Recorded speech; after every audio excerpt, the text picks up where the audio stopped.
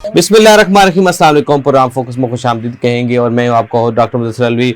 नाजरीन, जैसे जैसे दिन गुजर रहे हैं और जो झड़पें अमेरिका और ईरान के दरमियान में शिद्दत आती जा रही है और मल्टीपल जो है वो अब जो एरियाज़ आ गए हैं जिसमें जो है वो ईरान की तरफ से भी हमला किया जा रहा है। फिर अमेरिकन जो है वो अपनी जो स्ट्रेटजी बार बार तब्दील कर रहे हैं और मुख्तलिफ चीज़ों को टारगेट कर रहे हैं।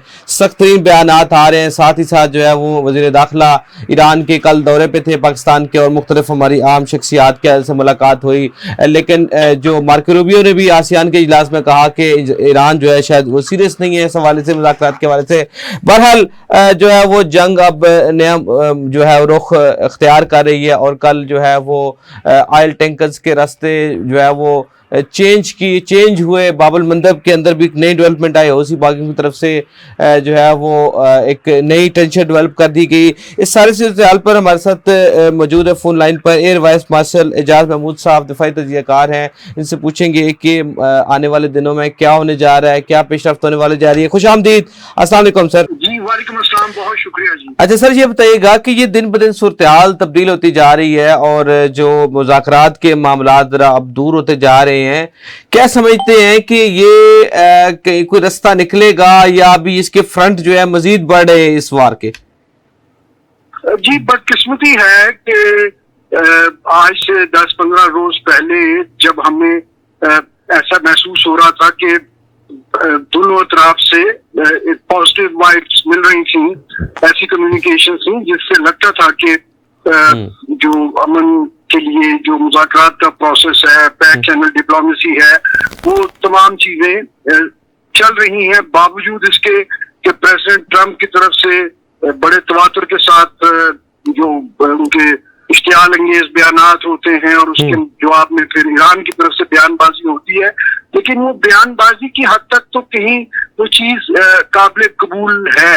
लेकिन जब बात उससे आगे बढ़ जाए और शूटिंग वॉर शुरू हो जाए तो फिर जाहिर है वो दोनों चीजें साथ साथ चलना मुश्किल हो जाता है। पाकिस्तान अभी भी अपनी कोशिशें कर रहा है। अभी तक जो असल सीज फायर है उसको उसकी ग्रॉस वायलेशंस तो हो रही हैं, लेकिन उसको इन इटसेल्फ दोनों साइड्स ने जो है अभी तक इंटैक्ट रखा हुआ है। ठीक है।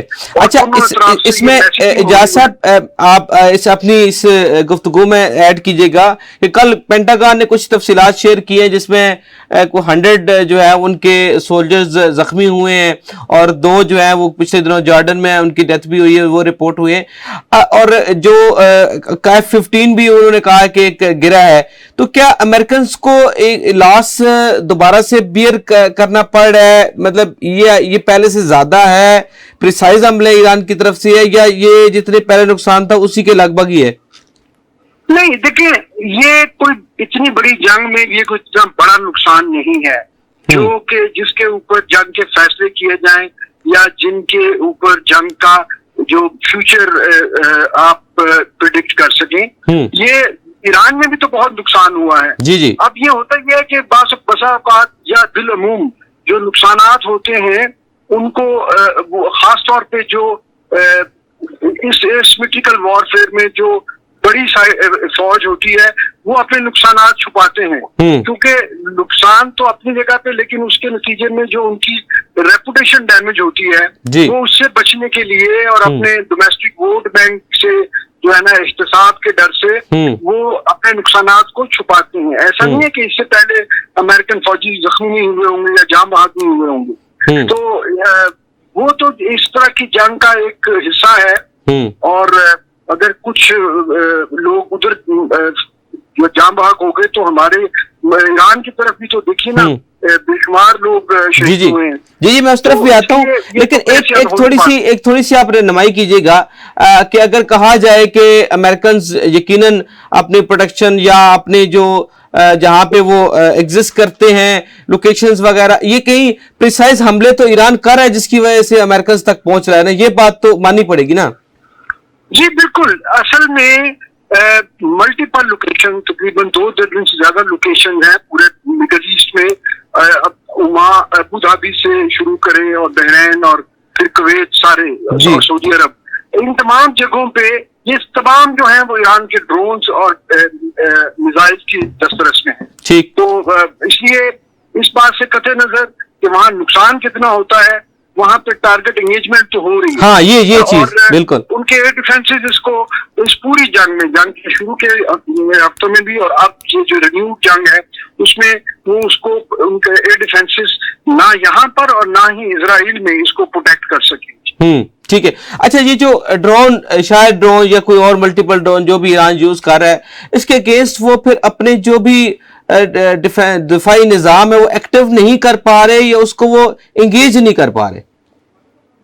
دیکھیے انگیجمنٹس تو شاید کچھ ہو رہی ہوں کیونکہ ایک طرح سے انفارمیشن بلیک آؤٹ ہے. ہاں یہ بات یہ کہنا کہ کیونکہ اب ان کا مسئلہ یہ ہے کہ ان کے ایران کے جو میزائل پروڈکشن ہے وہ نسبتاً چونکہ سمپل ٹیکنالوجی ہے, انڈیجنس ٹیکنالوجی ہے, تو وہ بڑے جو ہے نا جلدی اس کو ریپلینش کر رہے ہیں. ٹھیک. لیکن امریکن سائڈ پہ ان کی بڑی سوفسٹیکیٹڈ ٹیکنالوجی ہے اور انہوں نے کوشش بھی کی جنگ کے شروع ہونے کے بعد, انہوں نے اپنے جو ان کے پروڈکشن یونٹس ہیں پرائیویٹ کمپنیز بناتی ہیں وہاں پر, تو انہوں نے ریتھیان ایک کمپنی ہے, دوسری لاکہیڈ مارٹن ہے, ان کو انہوں نے جو ہے پریشرائز کیا کہ وہ اس کی پروڈکشن تیز کریں, لیکن انہوں نے تقریباً اس سے معذرت کی کہ ہم اس سے زیادہ فوری طور پر نہیں ہو سکتے. تو اس لیے ان کی طرف سے, اور پھر ایک بڑی ایکسپینسو پریپوزیشن ہے, ایران کے جو میزائل ہیں یا ڈرونز ہیں وہ بہت سستے ہیں اور اس کے مقابلے میں کئی گنا زیادہ جو ہے مہنگے جو ہے وہ اپنے ان کے ڈیفینس. اچھا اگر میں اب ایران کی ٹارگٹنگ کی طرف آؤں, ایران کے اندر جو ٹارگٹنگ امریکنز کر رہے ہیں, تو کیا ابھی تک پچھلی جو جون میں جنگ ہوئی یا اب جو دوبارہ ایپیسوڈ ہو رہی ہے, تو کیا وہ میزائل سائٹس کو وہ ٹارگٹ نہیں کر پائے یا لوکیٹ امریکنز نہیں کر پائے جو صلاحیت کو کم کر سکتے ایران کی, وہ اس طرح کی انفارمیشن, گراؤنڈ انفارمیشن اویلیبل نہیں ہے امریکنز کے پاس؟ نہیں جی, میرا خیال ہے وہ کچھ تو انہوں نے انگیج کیے ہوں گے لیکن ابھی بھی بہت ساری کیپیبلٹی انٹیکٹ ہے. ٹھیک, صحیح. یعنی ابھی بھی صلاحیت موجود ہے ایران کی کہ وہ کمبیٹ کر رہے ہیں, کوئی شک نہیں. جی بالکل ایسے ہی. ٹھیک ہے. اچھا اب یہ جو نیا پہلو سامنے آیا ہے کہ جو دوسرا بحری راستہ ہے جو کہ سعودیہ کے لیے خاص طور پر, ایون اسرائیل کے لیے بھی بڑا امپورٹنٹ ہے کہ وہاں سے انٹرنیشنل ٹریفک جو گزرتی ہے, اگر وہ بند ہو گئی یا پریکٹیکلی بند ہو سکتی ہے, نہیں اس پہ ذرا روشنی ڈالیے گا. نہیں وہ تو بند تو ہو سکتی ہے جی, اور اس کے بہت دور رس نتائج ہوں گے. اس کا مطلب یہ ہے کہ پھر ہم نے ڈائریکٹلی سعودی عرب کو جو ہے نا جنگ میں گھسیٹ لیا ہے, اور یہ چیز جو ہے بڑی تشویشناک ہے خطے کے امن کے لیے, مسلمانوں کے لیے, اور سب سے بڑھ کے میں سمجھتا ہوں کہ پاکستان کے لیے, کیونکہ پھر پاکستان کے لیے سائٹس جو ہے نا وہ چوز کرنا بڑا مشکل ہو جائے گا. جب اس کے دو دوست ملک آپس میں لڑ رہے ہوں گے, پھر پاکستان کے لیے سائٹ چوز پکنگ جو ہے وہ بہت مشکل ہو جائے گی, اور اللہ نہ کرے کہ وہ ایسا وقت آئے. کیونکہ اچھا یہ کوئی ان کا لوکل ایشو ہے یا ایران نے سنتھسائز کیا ان کو اس کام کے لیے؟ سوری میں سوال نہیں سمجھا. میں آپ سے یہ پوچھنا چاہ رہا ہوں کہ اوسیوں کا ان کو کوئی لوکل ایشو ہے سعودیہ کے ساتھ یا ایران کی فیور میں وہ یہ کرنا چاہ رہے ہیں؟ دونوں کہہ سکتے ہیں جی. ان کے ہوتیز کے ایشوز تو ہیں, یمن سے جو ہے ایران سعودیہ کی جو جنگ ہے وہ اسی کا یہ تو جو ہے نا تسلسل ہے, لیکن ظاہر ہے ایران بھی ان کو سپورٹ کرتا ہے. صحیح. تو پاسبلی کیا آپ سینیریو دیکھ رہے ہیں, آپ جو کل آئے ہیں جو وزیر داخلہ ایران کے؟ میری خواہش بھی ہے اور دعا بھی ہے, کرتا ہوں کہ یہ پاکستان کی کوششوں سے یہ دوبارہ جو یہ پروسیس ہے یہ انیشیٹ ہو جائے گا, اور یہ جو جنگ ہے شوٹنگ وار یہ رک جائے گی اور امن پروسیس دوبارہ شروع ہو جائے. ایک تجویز تھی کہ یہ کوئی 10 دن کی جو انیشل سیز فائر ہے اس کے اوپر کوئی فریم ورک کیا گیا ہے, اس کے اوپر کوئی بات چیت چل رہی ہے؟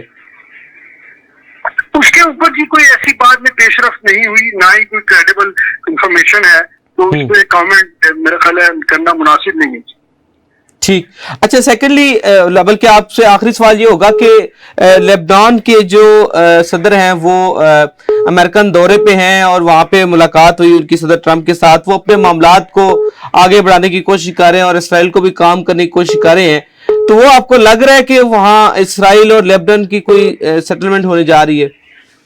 دیکھیے جو وہاں حکومت ہے وہ ان علاقوں کو کنٹرول نہیں کرتی یا ریپرزینٹ نہیں کرتی جہاں پر حزب اللہ کے جو ہے جو ڈومینیٹڈ علاقے ہیں. تو ویسے بھی یہ تو ایک طرح کی پرو اسرائیل اور پرو امریکن گورنمنٹ ہے, تو ان کے فیصلے جو ہیں وہ ملکی سطح پہ تو ٹھیک ہیں, لیکن ایران کے پرسپیکٹو میں یا لیکن اس وقت حزب اللہ کسی نہ کسی طریقے سے تو گورنمنٹ کے ساتھ انٹیکٹ ہے اگر میں غلط نہیں ہوں تو. جی وہ اصل میں اس وقت جو حالات ہیں اس میں شاید یہ بہتر سمجھتے ہیں کہ کچھ عرصے کا پاز یا گارنٹیز جو ہے ان کے لیے بھی سود مند ہوں گی. صحیح, بہت شکریہ ایئر وائس مارشل اعجاز محمود صاحب آپ کا, آپ نے وقت نکالا اور تفصیلاً ذکر کر رہے تھے جو مشرق وسطی کے اندر جو نئی ڈیولپمنٹس ہو رہی ہیں اس حوالے سے, خاص طور پہ جو باب المندب کے حوالے سے جو نئی ڈیولپمنٹ آئی ہے وہاں ہوتیز نے بلاکیڈ کا جو ہے وہ اعلان کیا ہے.